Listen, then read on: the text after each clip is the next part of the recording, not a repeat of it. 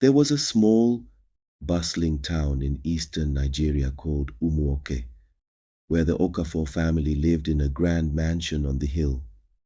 Their daughter, Adaobi, was a bright 18-year-old girl with dreams of becoming a doctor. Her beauty and intelligence set her apart from her peers, yet her heart carried a deep ache, the absence of her parents' love. Mr. and Mrs. Okafor were deeply engrossed in politics and the endless pursuit of wealth.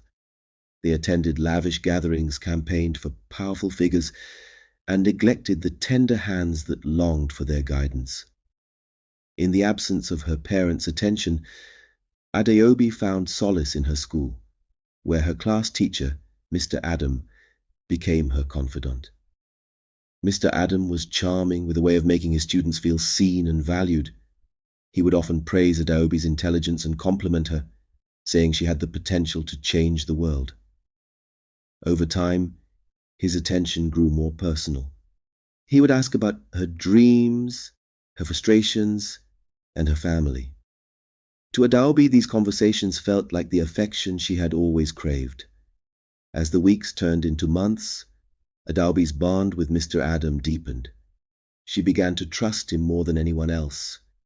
At home, her parents rarely noticed her.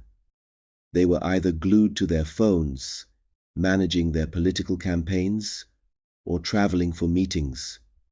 Whenever Adaobi tried to share her feelings, they dismissed her concerns, assuring her she had everything she could ever need. They believed providing wealth equaled providing love. One fateful evening after school, Mr. Adam offered to walk Adaobi home. He spoke to her about the challenges of life and how it was important to have someone to trust. That evening, as they stopped at a quiet park along the way, his comforting words turned into something darker. He told her she was special, unlike any other girl he had ever met, and planted the seeds of manipulation in her young heart. As the days passed, Mr. Adam continued to win her over, showering her with gifts and attention. Adaobi, starved of parental love, mistook his intentions for genuine care. One afternoon, after a school event, he invited her to his apartment, saying he had a book that would help her prepare for her exams. Innocent and trusting, Adaobi followed him. That day, the teacher she trusted so deeply shattered her innocence. Few months later, Adaobi noticed changes in her body. She felt nauseous, fatigued, and scared. She confided in Mr. Adam, who reassured her it was nothing to worry about. But as the symptoms grew worse, she decided to visit the local clinic. There, the doctor confirmed her worst fears. She was pregnant. Adaobi was devastated. She went to confront Mr. Adam, but he had already resigned from his teaching position and left town. In that moment, she felt utterly alone. With nowhere else to turn, she decided to tell her parents, hoping they would understand and support her. But when she gathered the courage to speak, their reaction was far from what she expected. Mr. Okafor was furious. He berated her, accusing her of bringing shame to their family name. Mrs. Okafor cried, but her tears were more for the embarrassment than for her daughter's pain. They blamed Adaobi for being irresponsible, failing to see how their neglect had pushed her into the arms of a predator.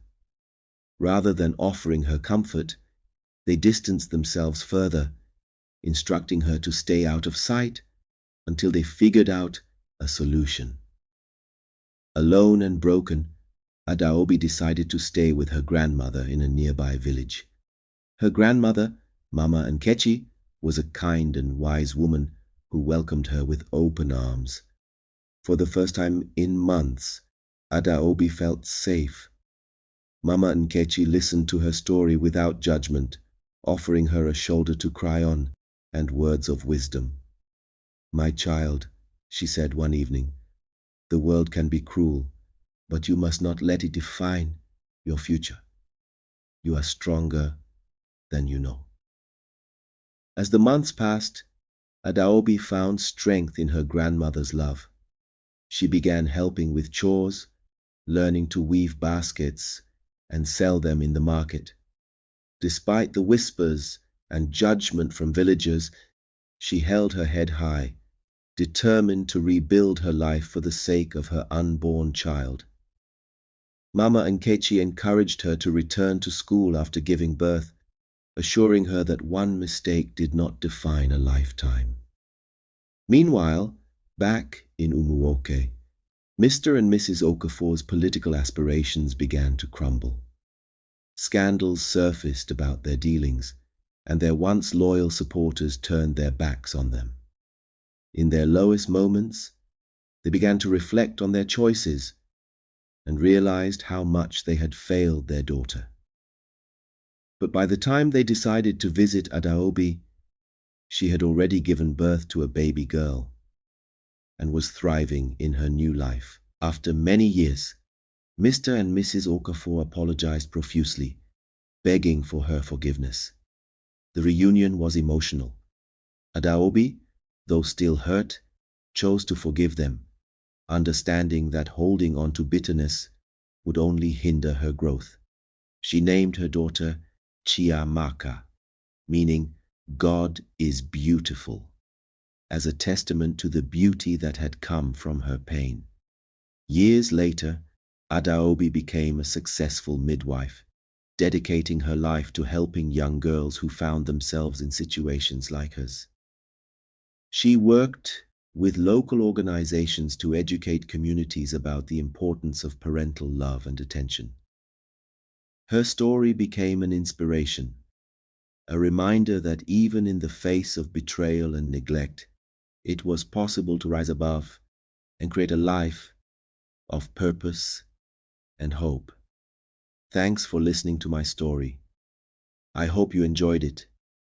Please like, share, and subscribe to my channel.